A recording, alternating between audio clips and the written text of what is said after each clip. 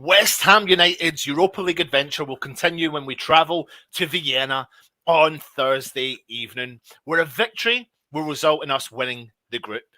For the hosts, they must earn 3 points to stand any chance of progressing into the next round, placing a lot of importance on their performance. Welcome back to the West Ham Network and your Matchday build-up. And Anton, I'm back. I'm back with you, Matt. We're back doing the preview together. How you doing, mate? That's good. At least I'm not going to be doing a 2.5 hour preview tonight. So it's good. Cool, mate. So listen, if you are watching, please keep the comments coming in. We'll get through the comments as much as we can. But Matt, it is Europa League, mate. We're in a position, we're top of the league. I've got an image just quickly for everyone to see what the current league standings are like. Obviously, we've played 4, won 3, drew 1, scored 9 and conceded 2. And we're up against Rapid Vienna, who have played 4, won 1, and lost 3 with 3 points, scoring 3 and conceding 7. But it is the Europa League and anything can happen on the night. How are you feeling about it, Matt? I'm quite relaxed, to be honest. I think we only need a point. I think is that it? We only need a point. Yeah. Because of the way the game works. So I'm a lot more relaxed now than I was when this tournament started. I think we've all surprised ourselves a lot in how far we've come. I mean, this season in general, but especially Europa League, looking at the table there, it's going to be a hard game. I think we saw that. We had a bit of a wake-up call when we went away to Genk. We thought that would be easy, and we ended up struggling. Yep. Thought we may have nicked at the end and not get the 2-2 draw. So, It's just what happens, mate. It's the Europa League. It's just what happens. It's the excitement of European football. Listen, before we bring in our guest, let's quickly jump into the chat, see who's kicking about, and then we'll ask you all to get the comments in. So Neil from Down Under, thank you. South Australia, 7:30 a.m. on a Thursday morning. Thank you very much. Hello from the Premier League show. Good to see you. Howard Ailes. Good morning, Richard Wilford. Greetings. Thank you for joining us. Pete Chapman, evening in this chilly night. Absolutely. John Layton, hi all. Howard Ailes is saying evening all. Come on, you irons. All talking to each other. Love it. Hi everybody from the Black Country Hammer. Brass Monkeys, Pete. Matty Service. There you go, mate. You've got your mates in. Love that. Love it. It's cool. Ludders is in. Evening all. James, good to see you. Thank you very much. Evening, chaps and chapettes. Chosen not to take Fab and Antonio for a Vienna game, just in one football. Oh, you come to us for this information. We'll be telling you that. Don't you worry, Hammerhead. It's coming. I am back, mate. Thank you very much for welcoming me back. Big Matt and Anton. Yes, big ups. Congrats, Anton. Thank you very much. Kimbo says, welcome back, Anton and Matt. Thank you again. Steve WHU Bell, think we need to play Kroll and Vlasic, in my honest opinion. We'll come on to that. Pete Chapman saying hi. It's really good. Who we got? Rona and Tony Tanti. Good morning, all. Ludders, Baby Baker is doing fantastic. My little boy called Joey, born on the 12th of November. Loving life. He's 12 days old. He's brilliant. And touch wood, long may it continue, because he's kind of sleeping all right, Matt. He's kind of sleeping all right. These bad boys are. Don't speak too soon, mate. I'm not going to. Listen. I mean, I've got 2 others, so I know exactly what it means. Good evening as well. There you go. It's coming. Don't you worry. He is coming. Don't worry. Thank you very much. So listen, without further ado, as we do in all these shows and on these match day build-ups, mate, there's no point in us sitting here talking about the opposition, is there? Really? I've got nothing to say, mate. It's outside my realm of football knowledge, so no. Let's bring on a friend, a good friend of the channel. Let's go and talk Rapid Vienna.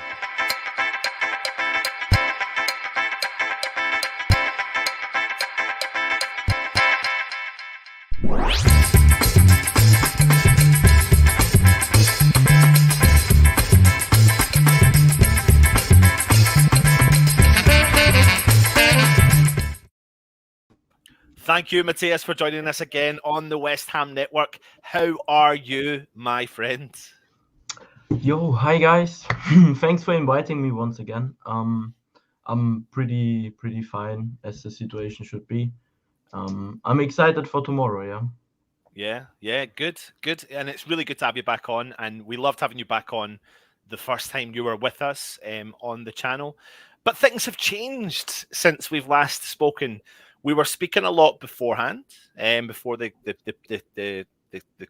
before the show started, and we were talking about, obviously, now there's going to be no fans in the stadium. So West Ham were serving a suspension, but now Austria has decided to lock down, and there's now not going to be any home and away fans.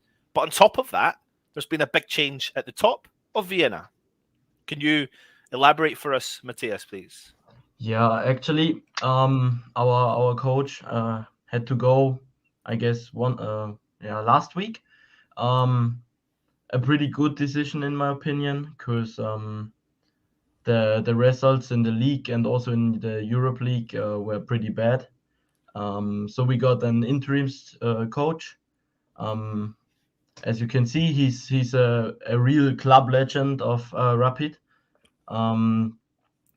We really hope the best for tomorrow. He might be the better one for the tactics or maybe for another system.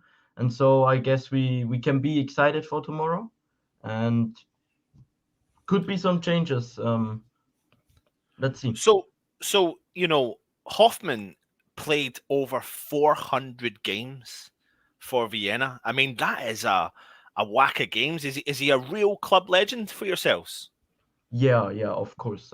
Yeah. I've grown up with watching him play for Rapid, and then he was the second coach, I guess, for our second team, and now he's the interim coach of the first team. We don't have any coach we want right now. Actually, we got some persons, but no safe things or something.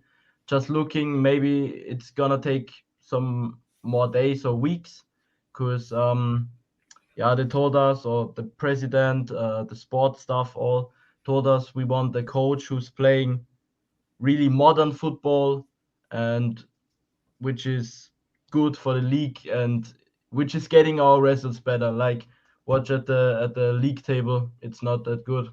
Yeah, I mean, I was going to bring up the Austrian league right now. So this is the current standings in the league. You're sitting fifth. I mean, there's a drastic difference between yourselves and the top of the league, from Red Bull Salzburg. How has the league been since the last time West Ham and Vienna met at the London Stadium? Yeah, it basically not better and not worse. It's just up and downs. We are really bad, mostly in the league in the last, I guess, 15 minutes. We conceded so much goals in the last 15 minutes. I guess we would have gotten 12 more points or something if you just end the game in the 75th minute. We played really good football in the first half, and mostly of the time in the second half, our performance was just going down. And it has to change, because that's not the mentality of Rapid Vienna. We want to play aggressive, attacking football. We want to win, and not like this. Yeah. So, Matt, obviously we were both at the game the last time out. So let's remind people what actually happened the last time out we met each other.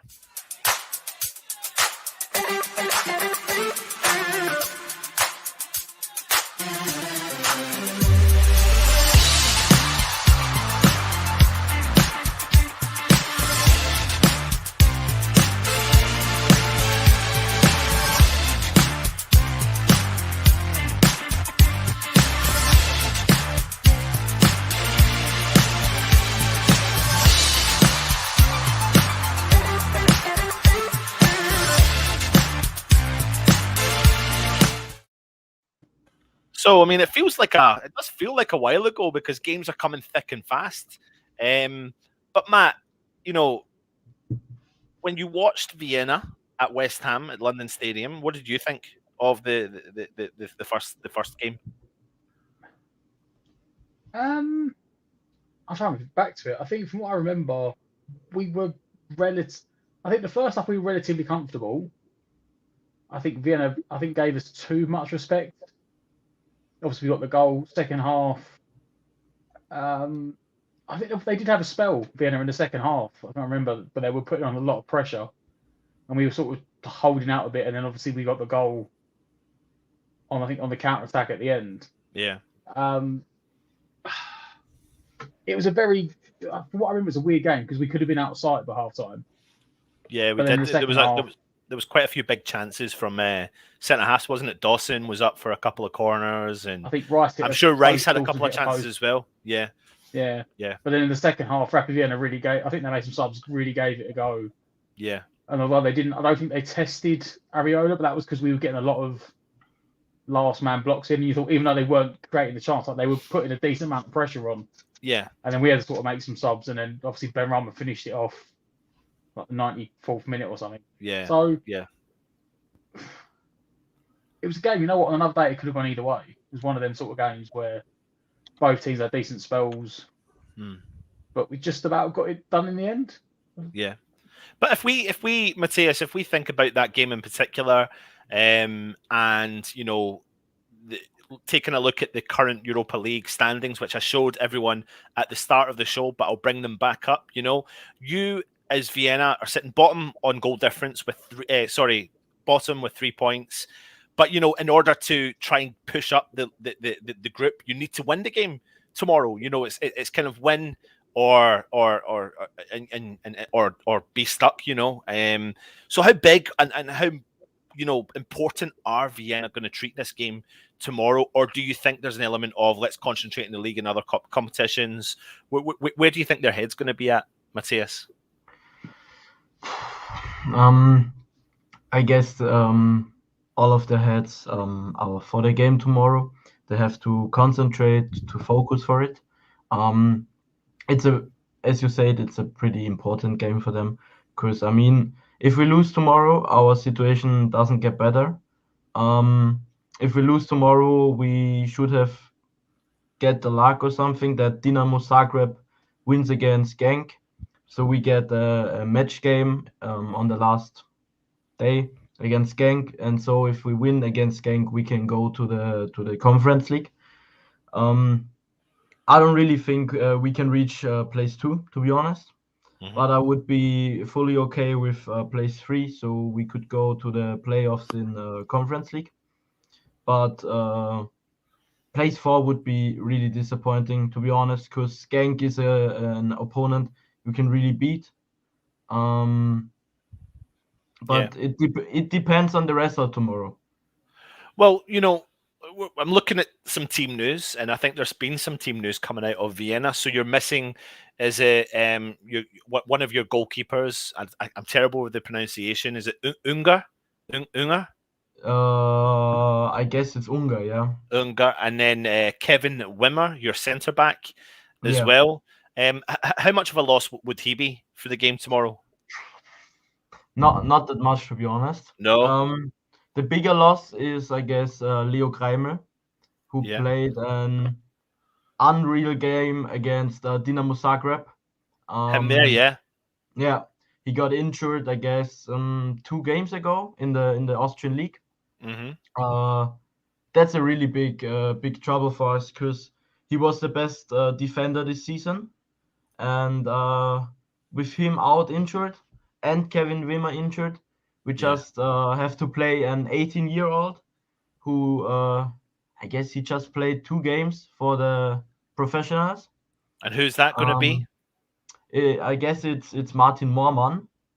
Okay. He just gave his debut against Dinamo Zagreb, but then got changed, I guess, after 30 minutes because he got a cut on his head and was bleeding all over. And I guess he could start tomorrow. We got some personal problems in the defense, I'd say. But although maybe we can manage it with the defending midfield. So difficult situation, to be honest. Yeah. Now, I'm going to ask you a question, Matthias. What was your opinion on West Ham from that game? And I don't know if you've watched any more of the highlights from West Ham's games since we've last spoken, but from the game particularly where West Ham took on Vienna, where in your head could you, as Vienna, get at West Ham to try and defeat West Ham tomorrow? I mean, as Matt said, I guess we had too much respect. West Ham played really good in the first half. We could have gotten 3 or 4 goals as well, so it would be a 4-0 in halftime would be okay, but it was just a 1-0. Although our attacking against West Ham was poor. I guess we got 2 shots. Yeah. I don't know, maybe less. And then the counter attack to the 2-0 was pretty, it doesn't carry it anymore. So I guess maybe we could have a chance tomorrow, but it will be more difficult than in West Ham because, I mean, we got no fans tomorrow, and they are a big support of our club, as you could see in the London stadium, and 0 fans in the stadium. Personal situation with some players, injured players. Really difficult. Do you think that the fact? I mean, I'll come back to you, Matt. Now, I think every club in every league has been used to having no fans for such a long time. Then get the fans back and get that boost to then be told, especially in Austria just now, the current circumstances, there's going to be no fans. How will that play into the hands of both teams, Matt? How do you think? I want to say it would give West Ham an advantage because we haven't got that intimidating European atmosphere. But having said that, like you just said, teams played 18 months without it. So I didn't follow European football during lockdown as much as the English league. But in the English league, actually, obviously, it had the reverse effect, didn't it? Yeah. We saw during the time of lockdown in England that a lot of away teams were winning more games because there was no home crowd. So I don't know. I don't think it'll have as much an effect as I think people would, but Vienna would definitely probably lose a little bit of an edge not having the raucous, intimidating atmosphere you see from a lot of European games. Yeah, absolutely. So when it comes to the starting lineup, then Matthias, who do we think we will see for the game tomorrow? In the goal as a keeper, it will be Paul Gartler for sure. In the defense, I guess it will be on the left back, Maxi Ullmann once again. Okay, and is there options to get at West Ham from that left back position? He's a really offensive left back. Maybe this could be a small problem for us, because he's a left back which is really working box to box, and maybe he's missing sometimes in our defense. But our defending midfielders are doing the work on his position if he's going to the opponent's box. So I guess there won't be so much problems on his side, I guess. Yeah. Okay. Excellent. And then who next then? I guess in the center back it will be Martin Moorman. It could be Martin Moorman, the youngster, and probably Emmanuel Ayew. Yeah. On the right back, it will be Filip Stojkovic for sure, because he's a really big player for our team, a really big guy with important mentality, who is pushing the team forward and all this stuff. Mostly in the central defending midfield, I guess it will be Robert Jubicic. Yeah. And mostly Srđan Krahovac. Both of them are pretty pretty good players, but Grahovac is lacking of form, and we don't have the most options in the defense midfield. So this could be a small problem, but let's see. Yeah. And as we move to the attacking third, I guess it will be on the left wing, mostly Marco Gruhl again. I guess the best transfer we've had since a few years. Really good attacker for our club, really cool guy. I like him very much. And probably on the right wing it would be Tiano Ballo or Kelvin Arasa. Yep. Because you said that the last time out there was a collection of like 3 players that you weren't too sure who were going to start. But has there been more kind of solidified decisions made with those positions then? Yeah, I mean, all 3 of them are lacking of form as well.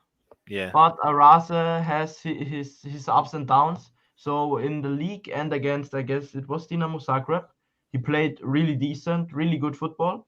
And then the next game he plays horrific.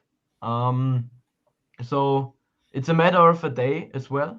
I guess he's the best option to start. But as I said, it's a matter of the day if he plays good or horrific. Yeah. And the same is with our normal strikers, with Ercan Kara, who's gonna play up front. Missed a big chance as well on the weekend in the Austrian Bundesliga. Yeah. Once again, lacking of form. I guess he's the player which is less comparable with last season, because last season he was incredible up front. He scored the things he got the ball, maybe turned around, moved, and shot. He scored it. But right now it's just sad, to be honest. And the last one is Taxi Funtas for sure.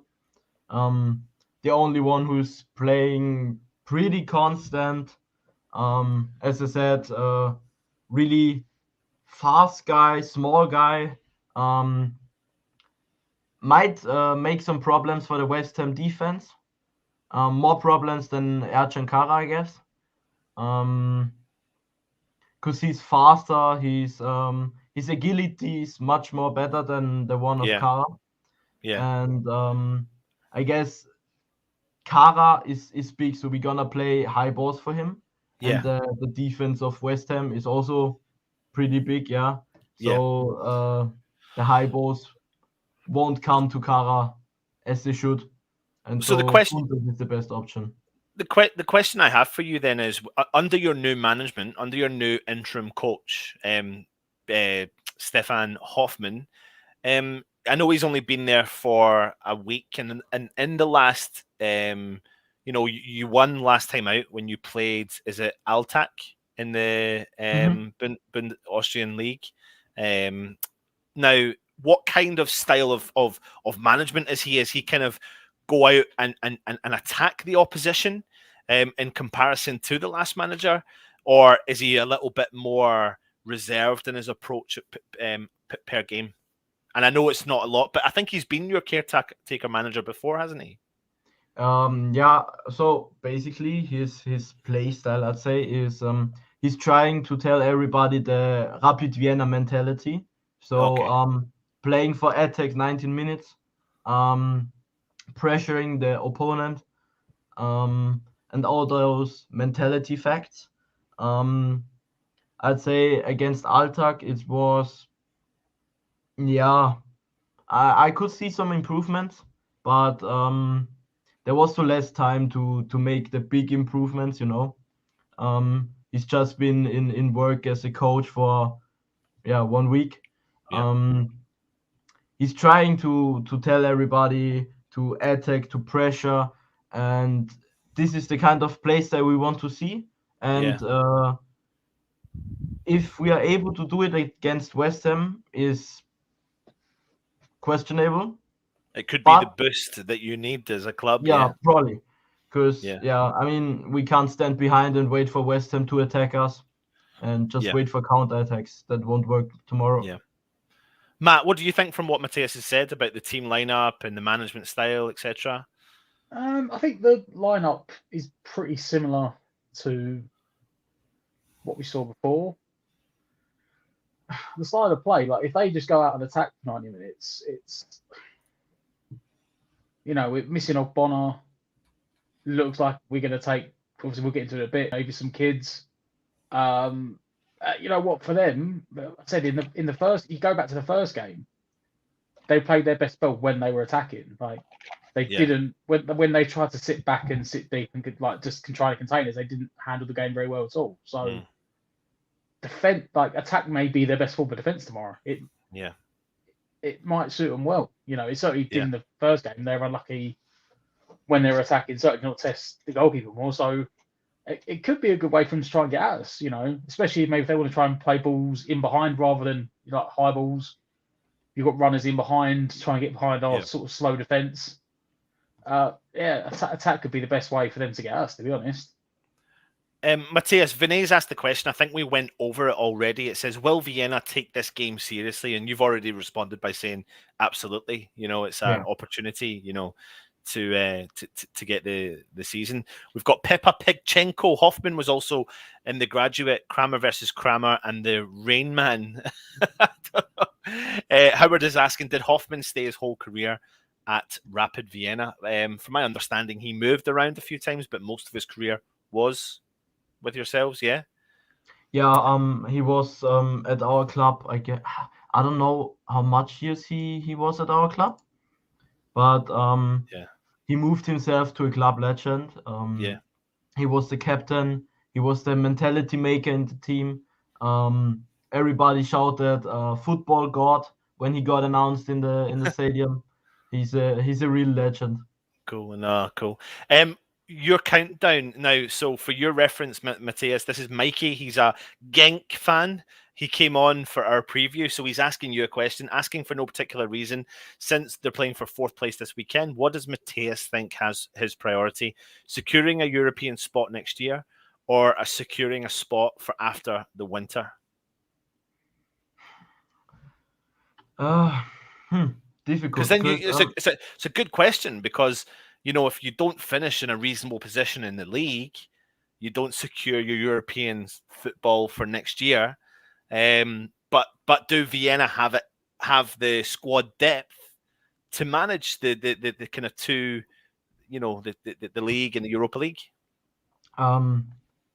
Basically, yes. So the thing is, our league system is built like this. I guess 2 games after the winter break, the league table gets divided into 2 playoffs, the under playoffs, so place 7 to place 12, and the playoff above it, so place 1 to place 6. And the points of every club get divided by 2. So Rapid got, I guess, 19 points right now. So they would have 9 points. Because 9, and then they play for the European spots and also for the championship. So the wait. Genau. So the lead of Salzburg won't be that much, because their points also get divided by 2. So the possibility to reach the 2nd or 3rd place isn't that difficult because of this point reduction. So the main priority should be to point tomorrow, maybe 1 point, and then get a win against Genk, because we will have 2 games after the winter break where we can secure a spot in the upward playoff, and then we can play for the European spots. Okay, cool. So I've got a couple of more questions before you go then, Matthias, and the questions are, from the West Ham game that you saw, who is the West Ham player you fear the most? I mean, I was pretty scared when the attack was going and I saw Antonio running. I was pretty afraid of him, to be honest. I don't blame you. I- I think everyone is. yeah, I swear I got afraid. But good news for you, Matthias, is he didn't travel with the squad, so he will not be playing tomorrow. That's a win. That's cool.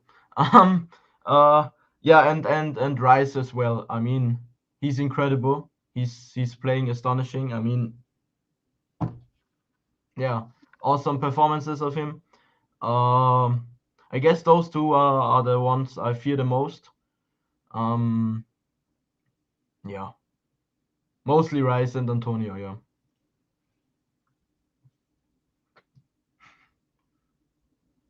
I guess his cam is frozen. Is he still there? Is he actually frozen out? Oh no, he might have frozen out. Okay, in which case, so you said Rice, yeah. I think we said Rice has travelled, but yeah, Antonio hasn't, so that might be a bonus for you guys. On the flip side, who should we worry about the most? I guess Marco Gruel, because he's the one who's playing the most consistent of everyone in the squad, and he's a big playmaker in the offensive third. The ones he got the most self-esteem of everyone of our attackers right now, and maybe he's trying to dribble past one or two, looking for the shot, and I guess he's the biggest problem the West Ham defense could face tomorrow. The other ones are, like I said, really a matter of the day if they play good or pretty horrific. So we've got a couple players to watch out for. And of course, the most important question of all every time we do this, what's your score prediction for tomorrow?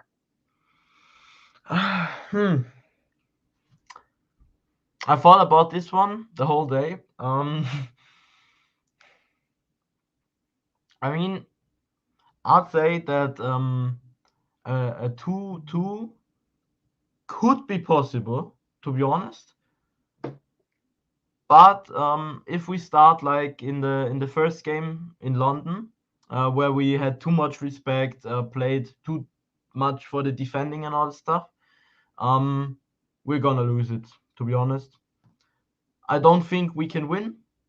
Maybe if we score a early goal, we can bring it home.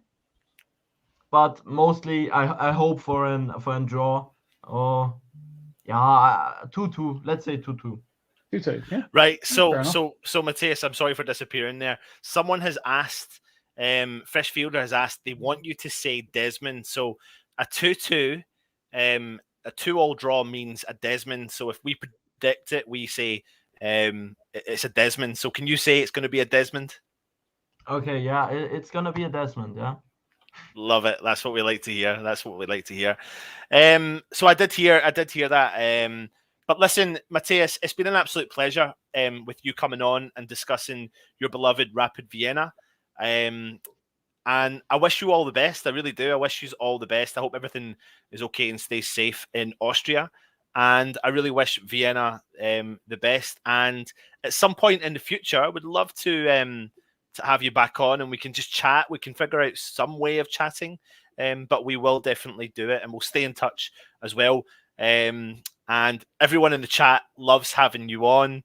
As you can see, it's great. There you go. Fresh Fielder saying nice one, Matthias. Desmond Tutu, Hammerhead, brilliant, Matthias.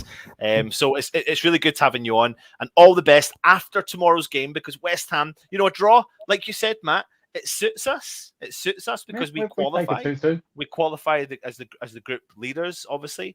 But it's going to make a definitely an interesting game. So there's Mikey wishing you the best as well, and Pete Chapman, and so many comments there. Hammerhead, there you go. Everyone's wishing you all the best. Listen, Matthias, stay safe. Good to speak to you, and we'll be back soon.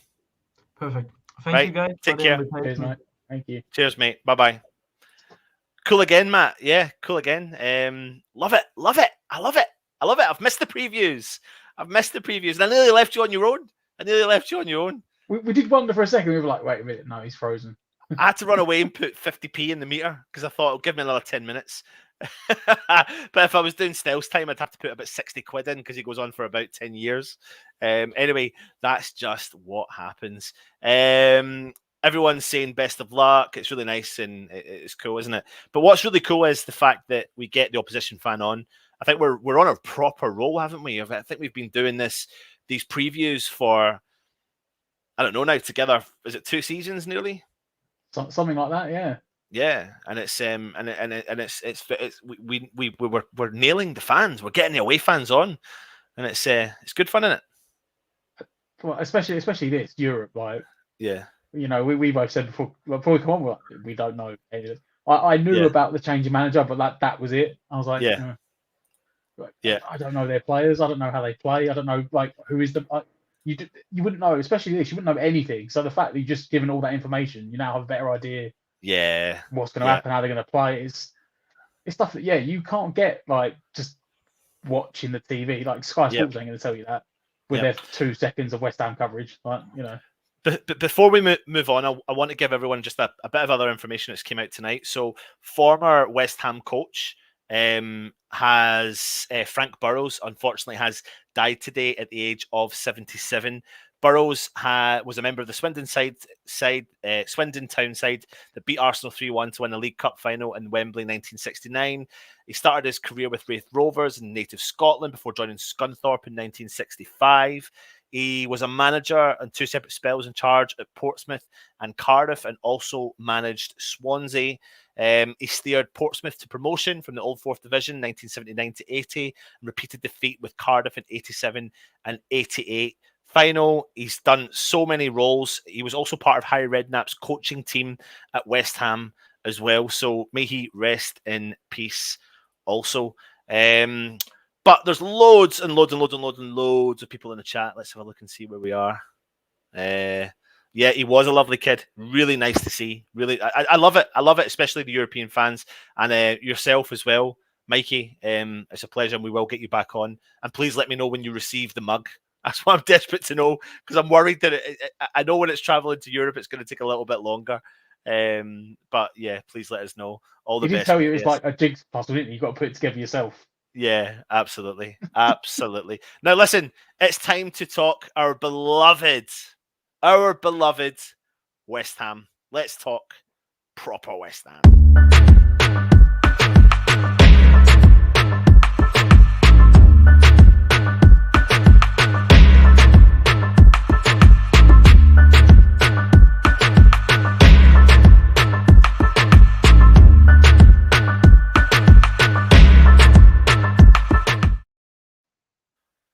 So, mug is being held hostage by customs. No way! Has it really? Matt, you've muted yourself. Have I? Oh no, you've not. Or you were just seeing your mouth moving and you didn't actually say anything. I was like, what?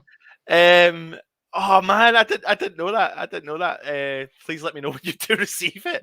Oh my word. Anyway, let's go and have a look and see what the gaffer had to say. Now, on a European night, especially when we travel abroad, the manager does his press conference quite late, and normally we do a separate show for the press conference, but because it came out literally 2 hours before we do the show, we thought we'll put it on and do it for you now. So let's go and see what the gaffer had to say.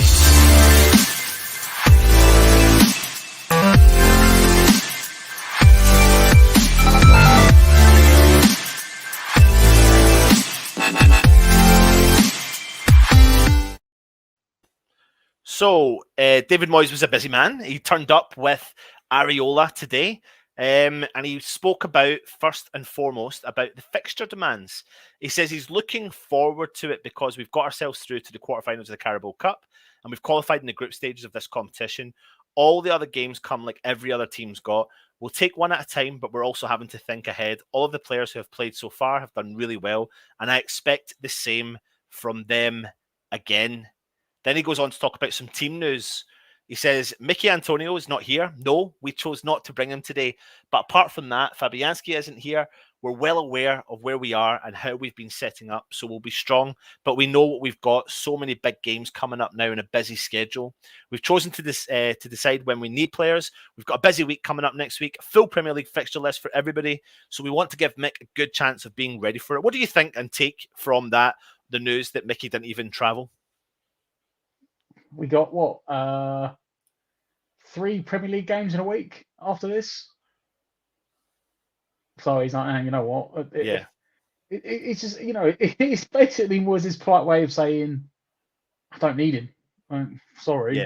Yeah. I don't. It's like I said, essentially. I mean, look, we need a point, but then again, we're going to need a point from 2 games, or we don't need anything, depending on how results go. Yeah. So Moyes basically saying, I've got enough in this team. I can rest Antonio today, have him for the league games, which are probably at this point more important, and rest him up. So yeah. Put in your comments what your thoughts are on the fact that Antonio hasn't travelled, and on top of that, what do you think of the fact that Fabianski hasn't travelled? I mean, it's a no-brainer, really. Fabianski wasn't really going to feature. We all know that, especially now the fact that Areola's turning up to the press conference as well. But what it does do is it gives maybe someone else, the fact that we always name about 1 million goalkeepers on our substitutes bench and in the squad bench as well. But the thing is, something I didn't actually notice and see was who was the travelling goalkeepers in the squad. Do you have that? What is going on here? I'm gonna guess if it wasn't a kid, it must be Martin, Randolph, and Areola. Yeah. Martin's one outing on the bench this season, maybe. There you go. You never know. You never know. But I think it's a good decision, all in all. To be honest, to the fact that he's kind of managing the expectations. There's been times this season, even though we're playing really well, that we've kind of all looked at it and thought, why is Antonio travelling with the squad? Why is such and such travelling in the squad? But he's decided now not to. But we have games coming thick and fast. He does talk about squad rotation. He says, I think everybody would see during the competition that we've tried to make sure we mix the players in it as much as we can. We've got a good squad and the players have all performed well in the competition. We don't want to use them all and give them an opportunity. We know the opposition are good to be tough, so we're going to be tough. So we have to go in with as strong a side as we can. It's our program, which makes these games new to us, certainly a bit more difficult. Now, what we do know is a lot of youngsters have travelled with the squad this time round. So I'll bring up some of their images for you. Dan Chesters has travelled, who we got to see a little glimpse of in the Europa League. Not long, but he done a bit of, good, strong work rate in him. This young lad, now, we're talking about Perkins, who has been on fire for the academy and the under-23. So he's travelled, which was a bit of a surprise, to be honest, as well. I'm going to give you some details on him. His name is Sonny Perkins, and he joined West Ham from Leyton Orient back on the under-14 stage. He's an attacking midfielder and has been in his whole life. He has played 15 games this season, scoring 9 goals with 1 assist. And then we obviously know about Alessi and Baptiste, who have also both travelled with the squad. So it will be an interesting time to see if any of these players will make the step up at all over the coming games. What do you think of the fact he's included these 4 young lads? First and foremost, does that mean that he's left more players at home?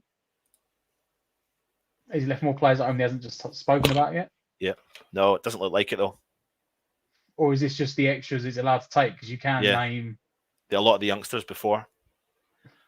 But then do they still allow, because there's only like a 9-man bench, so does that mean, or 11-man bench? So yeah, I don't know how that works. Does that mean that, again, some of the players might travel but won't be on the bench? But just won't feature? Yeah. Because you're not going to, Matt, you know yourself though, and many times we've spoke about this as well, when you think about the Sam Allardyce era, when we turned up at the FA Cup and we played a lot of the youth players. As much as we know that if we do qualify tomorrow night, and there's no ifs or buts about it, Moyes will want this competition over and done with tomorrow night, that he's not just going to change up 11 players for 11 youth players. There's going to be a strong mix of Yeah. No, I think they'll all be on the bench, but even just that is probably a good experience for the four of them. Yeah. Away game in Europe. If the game is settled early, you might try and get a couple of them on, give them some Get a couple of them experience. on, get some game time, because it's an opportunity as well to see what players like Baptiste and Alessi can do, considering we're now in a situation where Ogbonna is out and he's missing for the rest of the season. Yes, okay, we think and we're confident he'll go into the market come January for a centre back, but he's given himself 5 to 6 weeks to really test out and see what this squad is capable of doing. What do you think of that? Well, it's for the kids, it's a no-lose situation. They're only kids, not expected to clean up trees yet. So if they do turn up and do well, it's a bonus. But even if they don't do amazingly well, they're still probably going to get some game time, and it'll be a good run out and hopefully give them more progression towards their career of eventually coming into the first team. Yeah. I personally, like you said, I think he's going to go get centre back in January. I don't think he's going to rely on the kids for the rest of the season, but for the next 6 weeks, 5 weeks, maybe 8 weeks, we might not get a defender in straight away. It might take him middle, knowing us, we'll do our business at the end of the January window. So yeah, potentially that's about 10 weeks that they've got a chance to, definitely get some game time somewhere. Absolutely. Yeah. Absolutely. He then goes on to talk about the Europa League. He said, this is another game where we're learning. We're still new in this competition. We found it difficult in Genk and played very well in Zagreb. This is our last away game. We were really looking forward to a big crowd here because we've heard a lot about it and we're disappointed our supporters couldn't come as well. But ultimately, we're in lockdown in Austria. We've still got a bit of work to do and we need it. So we've still got another game to play later on as well. I like to get the job done, but we're giving ourselves a really good start. And because of that, we've got a little bit of room for manoeuvre. We'd like to get ourselves top in the group if we can. We've got ourselves in a qualification position. It's just now if we can go a bit further. It's going to be a tough game. We had a hard game against Rapid Vienna at London Stadium, and it's going to be another one tomorrow night. The competition is really exciting at the moment. We couldn't wait for the draw, and I have to say the players have taken to it really well. Everybody talks about us being one of the favourites for it, but when you see the teams who might drop into the Europa League for the Champions League, it becomes a really different competition. If we win the group, we'd get to March before we play another European game, and I just wanted European football after Christmas. I thought it would be progress for West Ham, and we've done that, so I'm really pleased. I have to give all credit to the whole squad for the way we've navigated for other games, and there's no ifs or buts about it, Matt. Some of the teams that could potentially drop down into Europa League is frightening. Yes, okay, it doesn't matter how they've been playing as of late, but you're talking about teams like Barcelona. I mean, they're really in dangerous territory of being in the Europa League. And knowing West Ham's luck, could you imagine? Could you imagine that we got through to that and then bang, we if you go Barcelona? as the tables are at the moment,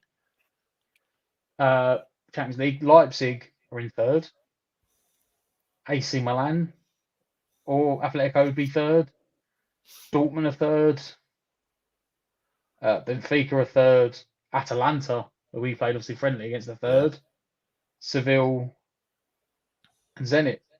Some naughty teams in there now. And obviously, I think Benfica played Dynamo Kiev last, possibly. Yeah. So Barcelona could still. I think Barcelona might have to play Dortmund, Barca again. Yeah. There's some big teams. So you do not want to be finishing second. That's the only thing we'll be definitely thinking is that, you know what? Yeah. Even if I've left Antonio at home, Fabianski at home, we do not. We need that point. We do not want to finish second. It does, though, say in this part here that we've got room for manoeuvre, because we've given ourselves a good bit of start and a little bit of room for manoeuvre. So is that kind of nod to the fact that we'll expect changes for the game tomorrow? As I said, there's multiple permutations of how it could go. I think if Genk win tomorrow, it doesn't matter what we do. I know he always says, he's only got one on the next game, but he's definitely got an eye on, the rest of the group, definitely beyond this. But we need to get the point. He will not want, not only will he not want to play one of the teams dropping out of the Champions League that early, also, he said about all the fixture schedule, if you finish first, you get a bye round, don't you? So he's 100% going to want. Bearing in mind the target at the start was like, let's try and get through to European football after Christmas, and now it's potentially winning the group, and we only need a point, and we could do it with the game to spare. I mean, don't be wrong. That is a game. That's a game at home. The last game, but that is a game he Yeah. could put 3 or 4 kids in. Yeah, Game at home in a game that then won't matter. in front of a full crowd. Yeah. So Yeah. he may not be outwardly saying it, but maybe inwardly he's like definitely wants the result done tomorrow. Yeah. Yeah. Absolutely. Right. Now it moves on to that time where we ask you to get your match starting lineup predictions in, and myself and Matt will start going through the team and building it up. So put in the comments the starting 11 that you would like to play for tomorrow's game.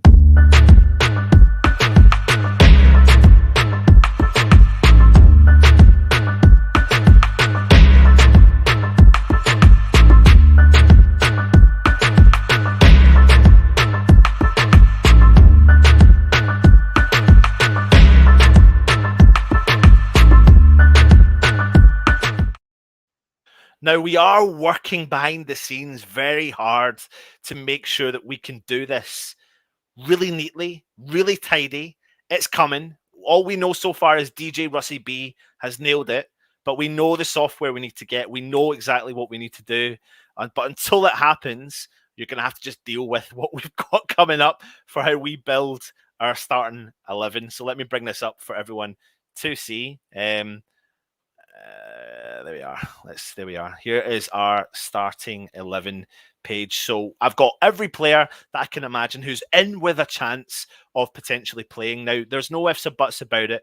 We do know there's several players that aren't going to be playing. So let me just go in there and remove them. So we know Fabianski hasn't traveled. So let's bring him out.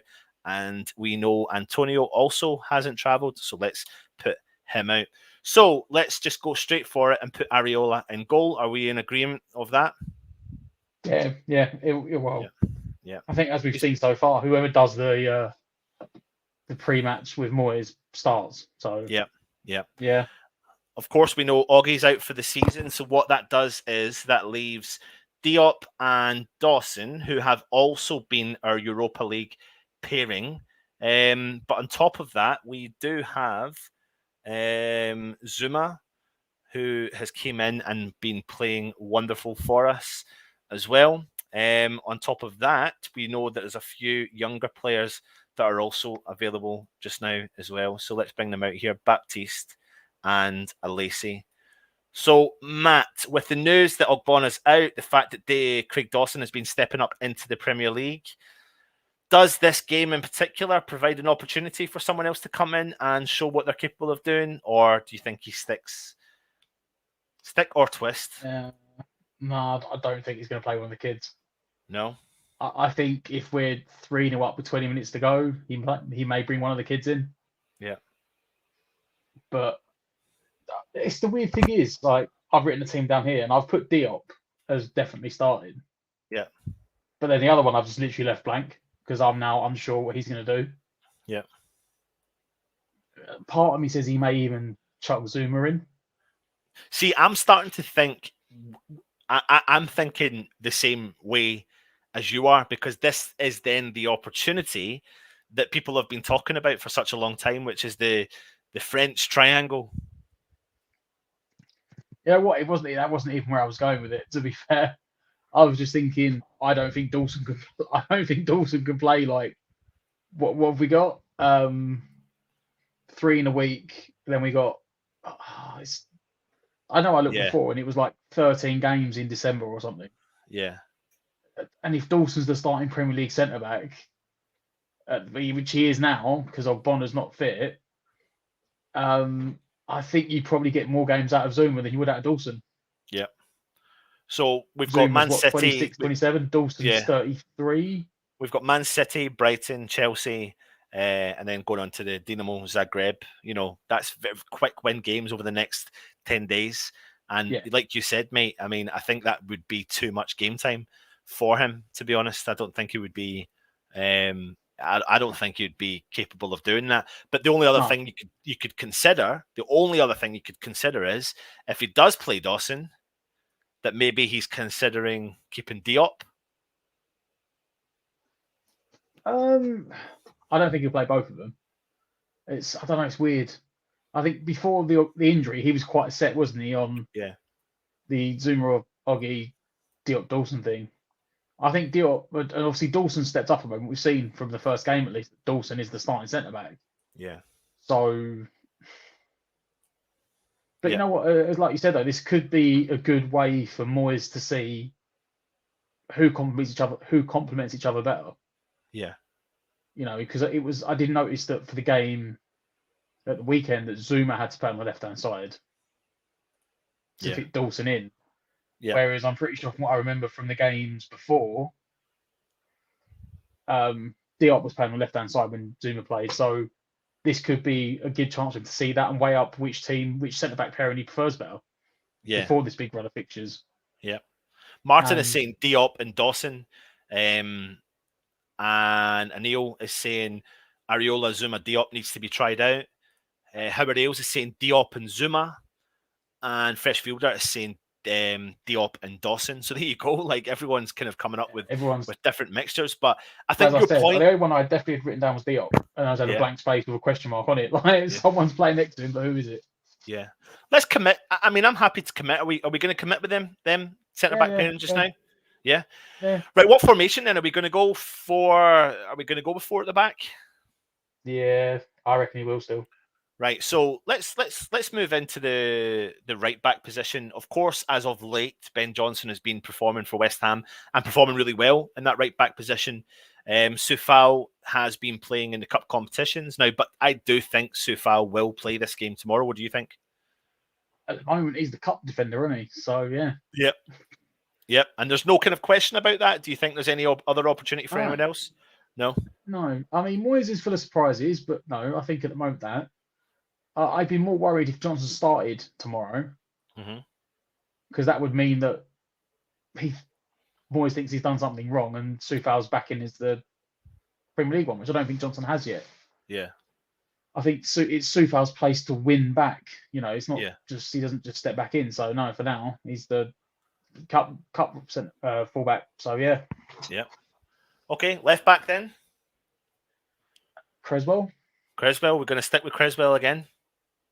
Yeah, because we haven't got anyone else. Yep.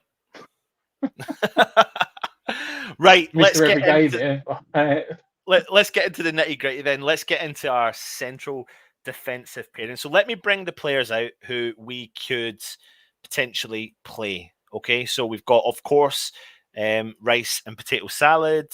We've got Alex Kroll, who is also back from COVID. We've got Mark Noble, and of course, we've seen Lanzini playing in that kind of that position there as well. What do you think of that? I've gone in front of me, Rice and Krau. Yeah, I agree. And the reason why I'll stick with Rice playing in that position is because he's played every Europa League game. I think, has he not played every Europa League game so far? He has, yeah. Yeah, he has. I was also thinking he just had 2 weeks off, you know. Yeah. He didn't play the national break, did he? No, that's right, yeah. And Souček looked a bit leggy. Krau needs the game time. So, you know, I was going to say he will never drop both of them. Yeah. However, if we won today, if we get results between the 2 games needed tomorrow and we're qualified, I could quite easily see, like, for the last game, he could play Krau and Lanzini or Krau and Noble and drop both of them. Yeah. But he'll want Rice playing tomorrow because we need to make sure we get that point. Fresh Fielder saying Noble and Kroll. Howard Ailes is saying Lanzini and Kroll. Daniela Stewart is saying Rice and Kroll. Where are we? So many comments. It's mentals. But I mean, I think that could be an option. But you've got I mean, we've seen it. We've seen him. We've seen Noble come in for these games, and I can't see the harm in that. West Ham Network saying Noble and Kroll as well. You know, I wouldn't be surprised if you could see Mark Noble come in alongside Alex Kroll. I mean, what do you think of that? I reckon if we're 2-0 up with like 20 minutes to go, yeah, he'd bring Noble in. So you're thinking that the fact that the major part for you is the fact that Rice hasn't played game time over the last couple of weeks? It's the game time and the fact that we need the point. Yeah. If the game was irrelevant, then he would play around a bit. Yeah. I think, and don't forget, Moyes will make some changes. Like already there, you've got that team already's 4 changes. Yeah. So Yeah. we always say he always makes 5, 6 changes, but he won't change the full 11. There'll still be some players that stay in and play. Yeah. Yeah. Yep. Okay. Cool. Let's jump into the left position then. Are we thinking it's going to be Masuaku? I've put Vlasic, Right. Okay. but that's only because I got on the other side. But I'd actually, honestly, rather play Masuaku. Right. Okay. You'll see where I'm going in a minute. Okay. Right. So And who do you want in there then? Who am I putting in there just now? I've written Vlasic. Right. I'll keep Vlasic in there just now then. But don't get rid of Masuaku yet. Right. Okay. I won't. Right. Who's playing on the right hand side? Yarmolenko. Okay. Now, for me, I'm going to agree with these two. Okay, I'm going to agree that these two will start. Now, I don't know if Vlasic will play on the left, and I'll listen to your judgment in a second here. But I think that these are the sort of games, that we need to rely heavily on the new signings and players that are in the squad and rely on the squad. So the fact of the matter is, we did see Vlasic and Yarmolenko come on as a substitute against Wolves reasonably early. So I don't doubt for a second we're going to see these guys come in and have some game time. This is why I do think they will start, because they've been in and around the squad for such a long time, and these are the sort of games that you want them to step up to the occasion. But are you wanting to talk more about who you're going to play to then tell us the reason why you've chosen this? It's just a Moyes thing. It's just the way it seems to go. Yeah. I think Masuaku played last time, but then both Vlasic and Yarmolenko had COVID or were injured. Yeah. They said they were injured. They both had short injuries, but it was about 2 weeks, which lines up with COVID. So yeah. Who knows? I would actually rather see Vlasic on the right hand side and Masuaku on the left. Right. However, having said that, Yarmolenko has played quite well in Europe. Yep. So I think that's the way Moyes will go. Yeah. Okay. Right. Who else then? 2 more positions. Lanzini. In the hole. Yep. Bowen. And Bowen up top. Yeah. Now, are you putting Bowen in up top because Bowen's got the legs? I think he plays better up front than Yarmolenko does. Yeah. I'll be perfectly honest. It just seems at the moment, until we can get a centre forward through the door in January. Last season, the first rotation option for Antonio was Yarmolenko. However, Yarmolenko doesn't really offer the physicality of winning headers, and he doesn't offer the mobility of chasing balls down the wing. It was like if he didn't play it into his feet, nothing happened, and we really struggled last season when Antonio didn't play. Hence, we end up bringing Lingard and playing a false number 9. However, this season, Bowen's really stepped up. Yeah. He's not quite a target man. However, balls into feet he can do well with. Yeah. And he is someone that will just run the channels. Like he his dad's a farmer or something, and he just runs all day. Yeah. Like he just runs. And yeah, he does. We've seen in some of the European games actually that he's caused more problems than Antonio has. The teams we've come up against so far have been quite content with having the big physicality of Antonio. But then when he went off and Bowen went up front and was making runs in behind, teams started struggling. So if Antonio's not playing, that as soon as you said to me, like, oh, Antonio's not travelled, that was my thing, was right, Yarmolenko's on the wing and Bowen's up front. Yeah. You know what? I'd even make a case I'd rather see friggin' Fredericks on the right wing. Yeah. I think the kids that went? Chesters. Put Chesters on the right wing. Put him on the right wing. Do you really see him getting a nod so early? Unfortunately, no. But I'd rather, friggin', Fredericks, Chesters, Perkins. There we go, everyone. There's Matt Flax, starting 11 for the Vienna game. Let's see what everyone in the comments is saying. Mandy J saying 3 offensive, Bowen, Vlasic and Lanzini, 3 mid, Rice, Kroll and Noble. I mean, that is also another option, but I wonder if that makes the midfield too heavy because, you know, from listening to Matthias and looking at the way that Vienna have been playing as of late, I do think they're there for the taking, and I'm not getting cocky with this one, Matt, but I do think they're there for the taking. I really do. They're missing a couple of key players. Yeah, they're missing a couple of key players. They're not playing. They're not in good form. They're not in good form. They've got rid of their coach. They won their first game on the bounce against another struggling team in Austria. So I do genuinely think they're there for the taking. They've got a very strong minus goal difference in the competition as well, in the Europa League. So I don't know. I mean, I like that lineup.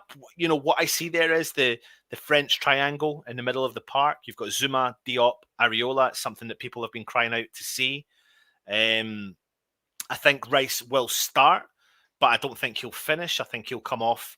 And we might see then Mark Noble come in, or you could even see Lanzini drop a little bit deeper and allow someone else to come and play in the hole, depending on if West Ham and depending on how we are doing. Creswell has been playing there. There are other options. You could play Masuaku there if you wanted. We don't want to see that. You've got the younger players. We've seen Alessi play a little bit of left back as well in training when he was training up in Scotland. But I do think it will be Creswell. I think he's been in fine form and will start the game. I can see Vlasic and Yarmolenko starting. I mean, you could see a little mix-up between those 3 players, to be honest. They could float, they could change, they could chop and change. I mean, what you get with that front format is the ability for them to chop and change. What do you think? Yeah, that is the only thing. Like, you know, it's not quite a false number 9, but you've got 4 guys that can play on the wing. Yeah. Any one of them could sit in a hole, and Yarmolenko and Bowen could both play up front. So, you know, it's a lot of movement, a lot of technical ability in that front 4. It's not lightning pace, but there's still movement and quickness when needed. It'd be a difficult thing to mark. Yeah. I'm just not interested in Yarmolenko, to be honest. I'm not gonna lie. I don't care that he's the highest paid player at the club. Like, I just don't feel with excitement. Like, whether he starts or if he comes off the bench, I'm like, oh great, it's Yarmolenko. Yeah. Absolutely, mate. Listen, if you are watching, I mean, I've picked that team, but I'm still like, oh, it's Yarmolenko. Yeah, I'm all right with that team, mate. I'm a bit more positive with that team than what you are, but hey ho. If you are watching your new round here, please make sure you do. Fantastic, but please make sure you follow the rules down there. Subscribe. We're on the march to 10,000 subscribers, so it really will help us out if you do hit that subscribe button. Of course, hit the thumbs up as well. Please leave a comment. We're going to jump through the comments in a second, but before we do, I'm going to ask everyone in the chat to let me know, first and foremost, do you agree with the starting 11 we just put up there? I know you've put some of your starting 11s. We will come on to the chat as well. But the next question I'm going to ask you is get your score predictions in. Put the score predictions in the comments. We will go through them just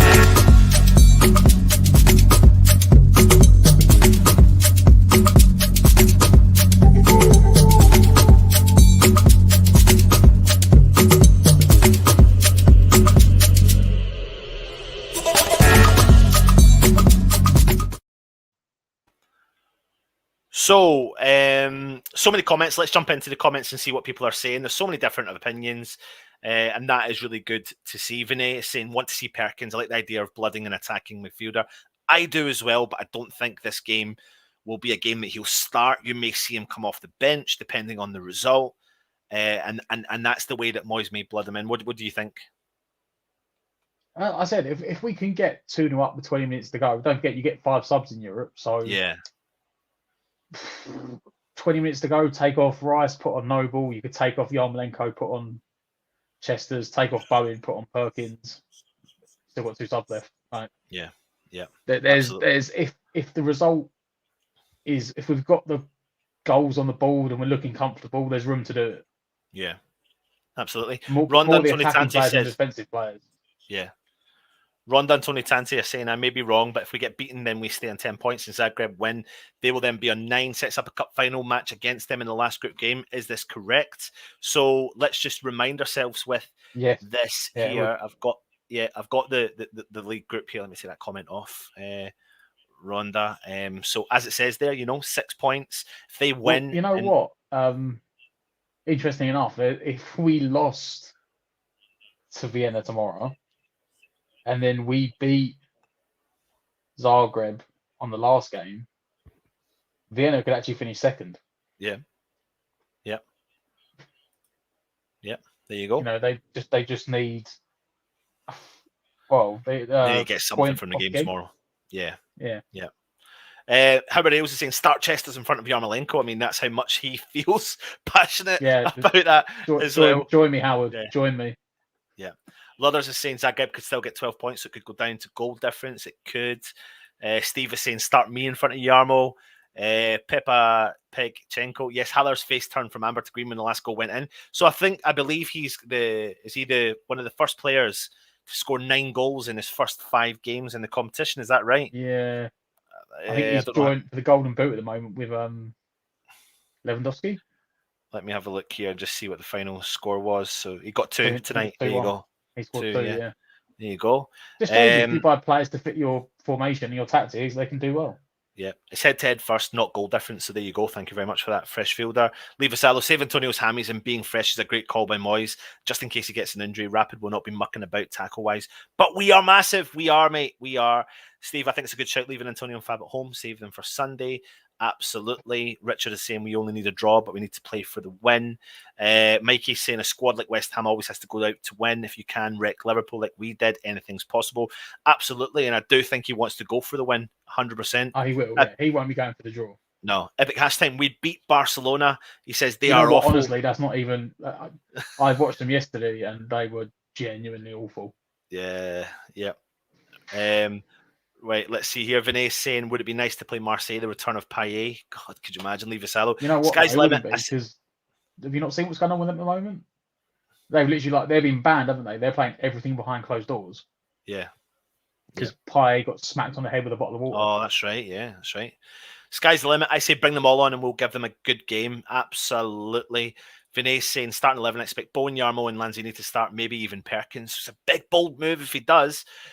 Listen, I'm not going to complain if he does. If any of the youth players do start, I would be delighted and over the moon, but I just don't see it happening. That's my honest opinion there. So, Martin, you've gone with Areola, Fredericks, Diop, Dawson, Sufal, Kroll, Noble, Vlasic, Lanzini, Yarmolenko and Bowen up top.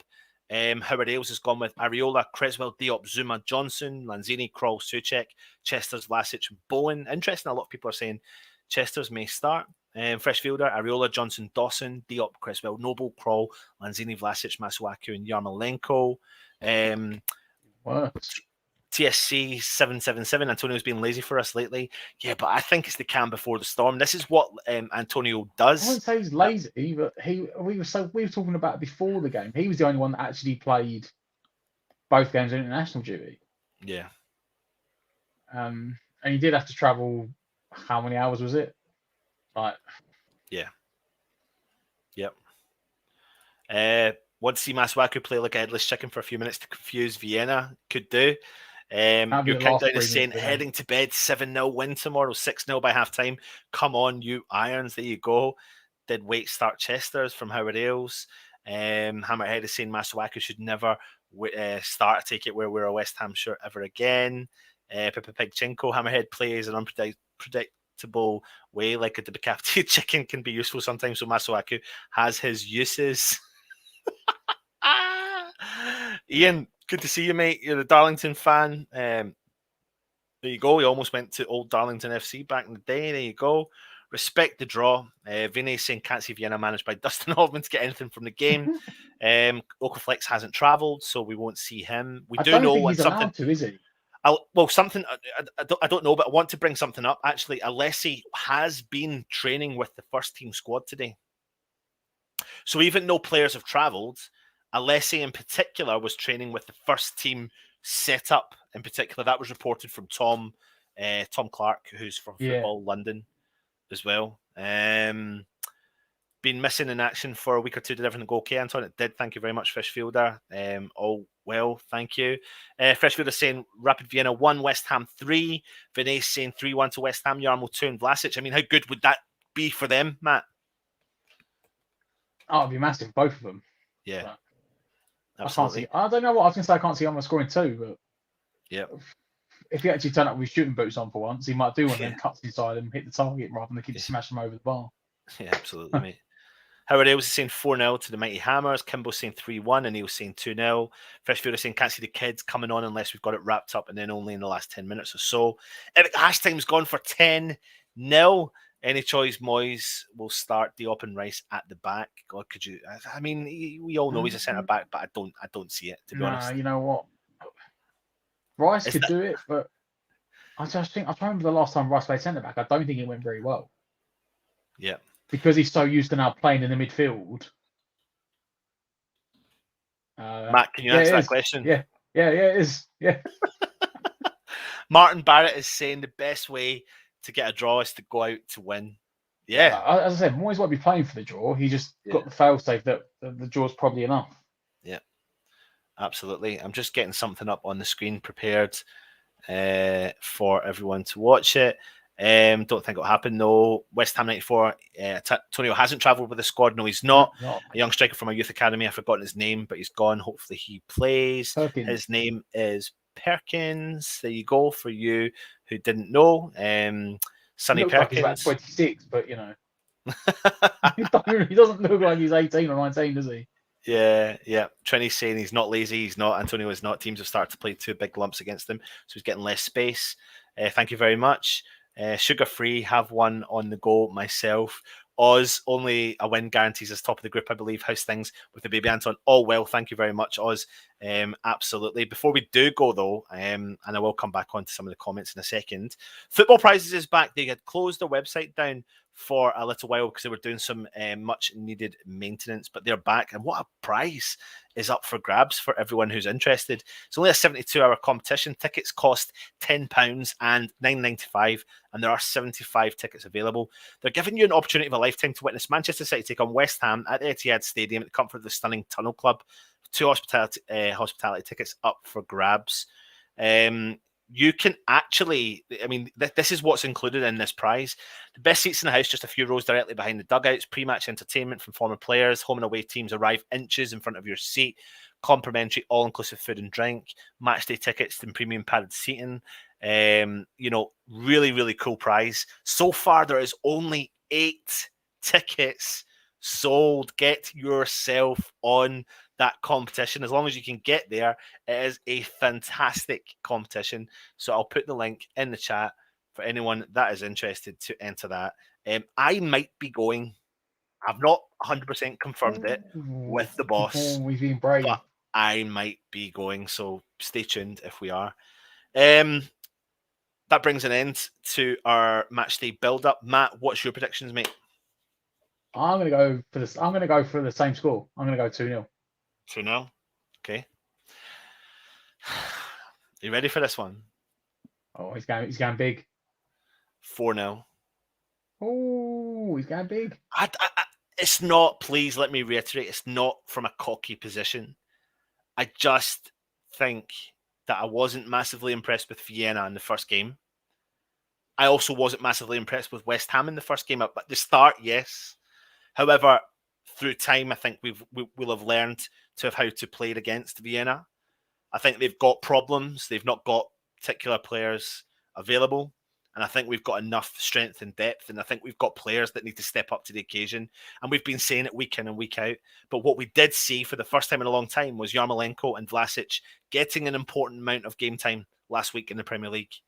And that's a kind of nod to going, right, let's, this is what's going to happen, and they could step up to the occasion, because at the end of the day, Moyes will be saying to them, go out, win that game and get his automatic qualification, because as he said in the chat, you get automatic qualification, you don't play your next Europa League game until March. That's a massive incentive for West Ham to go and get this done tomorrow. Huge incentive. Concentrate in the league, concentrate on any of the other domestic cups. So I think you might see an all cylinders firing at West Ham victory. And I really do hope we'll have all the kind of ammo sitting on the bench. You'll have a mixture of Benrahma, you'll have Fornals, who can be game changers if we do so need them. But I'm going to go for a 4-0 West Ham win. So I don't want to be cocky with it, but that's where I'm going to go. Matt, before you go, mate, who's the player they should watch the most? Look out for the most? on that team, on the team that I put out, I'm going to go Bowen. Bowen. Yeah. I agree with you, mate. I agree with you. And I'm not going to say to you who's the player you should fear the most because I'm not too sure, to be honest. And I don't want to be harsh on him. Glenn Marshall says, no fans for Vienna. Is it Fortunas? Yeah. Yeah. You're just saying that because you just say a name. You're not saying it because you actually it's believe him it. No, because it's him and Carroll, but I don't. Yeah. I wasn't impressed with him in the first game. I thought Fortunas had a decent game, to be fair. Yeah, absolutely. So he's the only one Just- for doing anything, so I'll go for him. Yeah, no, absolutely. Thank you very much for the kind words. Loving our shows. It's really cool. Thank you. And I really do hope you enjoy them. And I think you get a lot of information from our matchday build-up, especially when the night before. They do, Matt. I'm not. It's not about being big-headed. It's not about that. But we used to do our shows like back on a Wednesday.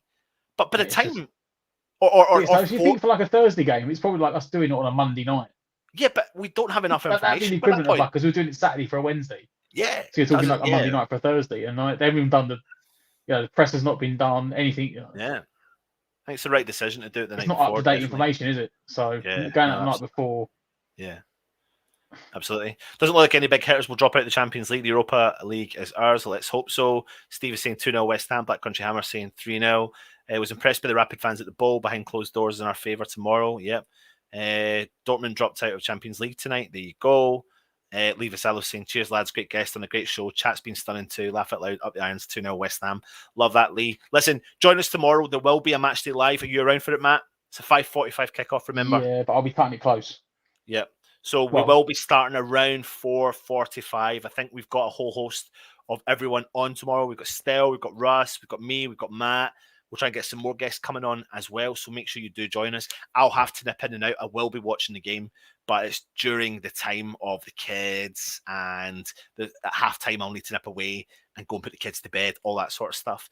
So yeah, please make sure you do join us for tomorrow. These shows are great, guys. Good build up before the show. Thank you very much. Nice one, Anton. Chat. Matt, cheers. And Leathers, hope we get a win and put this to bed. Subscribe, like, and comment if you haven't already. He's been Matt. I've been Anton. This is the West Ham Network. Come on, you Irons, for tomorrow. Let's go get that automatic qualification, Matt. Yeah, buzzing, Matt, buzzing. Get it sorted, mate. Sorted. Come on, you Irons. Not even worried. It's already done.